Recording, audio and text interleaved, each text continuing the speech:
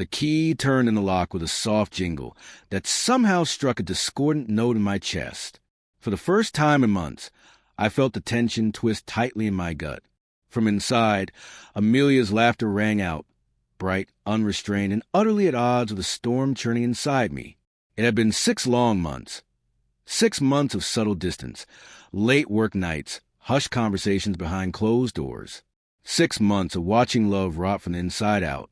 My heart had been shattering slowly, piece by piece, in agonizing silence. She appeared in the doorway mid-laugh and froze.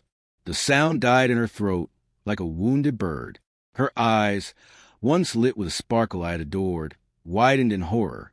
Her hand flew to her mouth, a silent gasp catching there. That look, that exact reaction, was what I had been waiting for. Everything had led to this moment. Laid out on the bed was a culmination of weeks of quiet planning, every detail curated like exhibits in a gallery of betrayal. Not just text messages or emails, though I had those too, neatly printed, some even framed like twisted little trophies. No, I went further. I retrieved the silk scarf she claimed she had lost, found hidden in the glove box of Cameron's car, her colleague. There was a receipt from the cozy mountain cabin she had supposedly visited to care for her sick mother. And then the centerpiece, an enlarged photograph of Amelia and Cameron in an embrace outside a dimly lit restaurant.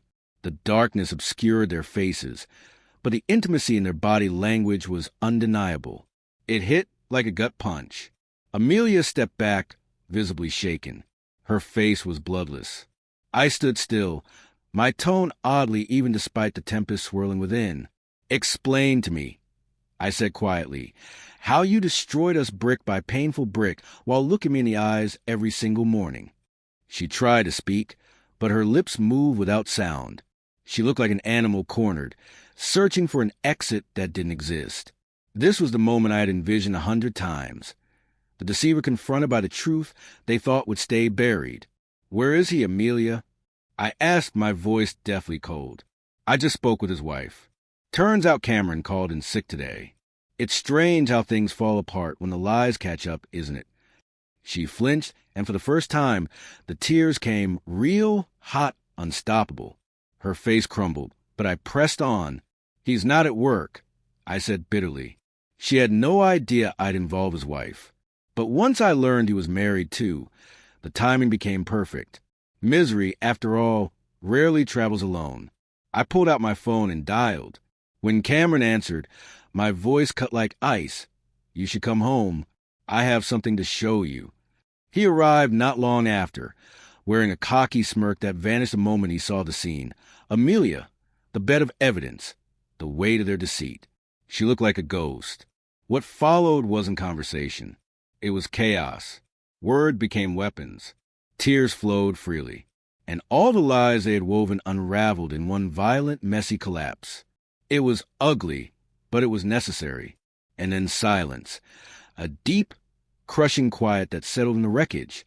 Amelia looked at me, her voice barely a whisper. "John, please." But the man she had once known, the one who would love her unconditionally, was long gone. He had died slowly, torn apart by every lie, every excuse, every second glance at her phone. With no emotion left to offer, I simply said, "The divorce was ugly. I want you gone." Time passed. I sold the house where both laughter and heartbreak had lived. I started over in a new city. The sharpness of the pain dulled. The memories faded like old photographs. Acceptance replaced the rage. I no longer checked shadows for ghosts. Cameron and Amelia didn't last, their relationship collapsing on itself, an implosion of guilt and blame. I didn't revel in their suffering. I felt nothing but exhaustion. I had already lived through the worst. Years later, I sat in a quiet cafe, reading. Life had become gentler. Then I heard it, a familiar laugh, slightly older, a little thinner. I looked up. Amelia stood across the room. Time had marked her face. Her eyes still held sorrow. Our gazes met briefly. For a split second, the years rolled back, the bedroom, the bed, the photograph. Then she looked away, shame flickering behind her lashes. I closed my book. A small, tired smile touched my lips. The anger was gone, replaced by something quieter. Peace. I had endured. I had rebuilt. That, in the end, was the most satisfying revenge. I stepped out into the sunlight, leaving the past behind.